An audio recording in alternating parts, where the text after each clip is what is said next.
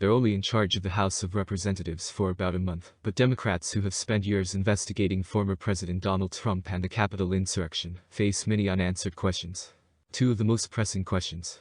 What can you do with access to 6 years of Trump's federal tax returns in so little time? When will the House Select Committee investigating January 6, 2021, finish its highly anticipated report and release it to the public? The end of Democratic control in the House in January won't end Trump's legal issues, which include city and state trials in New York, the county investigation in Georgia, and a massive inquiry by the Department of Justice. But it will seriously curtail the ability of his political enemies to use the power of Congress against him. Speed read or what? About the tax returns. Having finally achieved their years-long goal of obtaining the former president's financial documents after a court battle and delay by the Supreme Court, Democrats in the House lacked the time to do much investigation.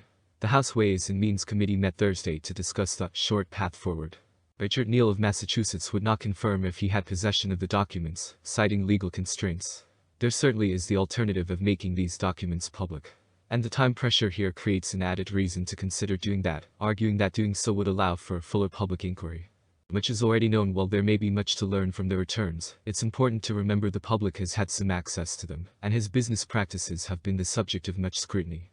The New York Times obtained copies and published detailed reports on them in 2020, including the finding that for many years Trump paid no income taxes. Trump's financial documents were also part of New York City's criminal inquiry into his business's practices. The trial of the Trump Organization is in its final stages, and of New York State's $250 million civil trial that will kick off next October. Still waiting for that report. The clock is also ticking for the House January 6 committee, although his problem is not a lack of time to investigate. The committee, which featured Democrats and 2 anti-Trump Republicans who will be leaving office January 3, conducted more than 1,000 witness interviews, including as recently as this week, and is now scrambling to merge all of the information into a cohesive report, perhaps in time to be a stocking stuffer. The committee's last interview, by the way, was with Wisconsin Assembly Speaker Robin Vos, a Republican who was pressured by Trump to decertify Wisconsin's election results as recently as this summer. Read more about Vos. I explained that it's not allowed under the Constitution. He has a different opinion, Vos told Wisconsin station WISN of Trump's pressure over the summer. He had sued the committee in September, attempting to block a subpoena. The full picture: while some of Trump's efforts to overturn election results were in private, others were very public. The committee report will presumably tie them all together, as did hearings in the spring and summer. Some of it was overt. Some of it was hidden. California Representatives Lofgren, a member of the House January 6 committee. And now we're trying to finish up writing our report. It's December 1st. We have a month at the most to go, and we expect to be done well before the end of this month. An interactive version. Lofgren said there will be both a printed version and an interactive version. So, it's a lot of work involved, and the members of the committee are actively involved in editing and making sure that what we release is actually tethered to the facts we found, not going off on tangents or just opinions that we can't tie into the facts, Lofgren said.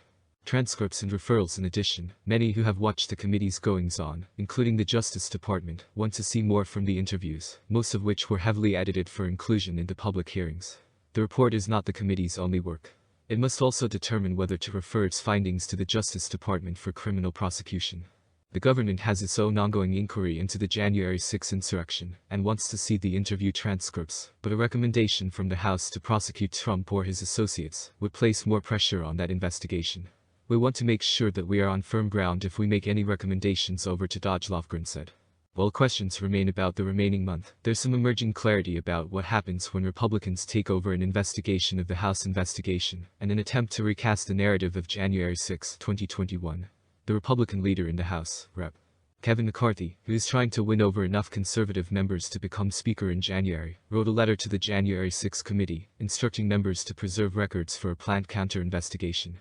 Read more about McCarthy's demands. McCarthy, by the way, is among a number of subpoenaed witnesses who refuse to cooperate with the committee. The Democratic majority could, conceivably, ask the Justice Department to prosecute him or otherwise sanction McCarthy before they lose control of the chamber.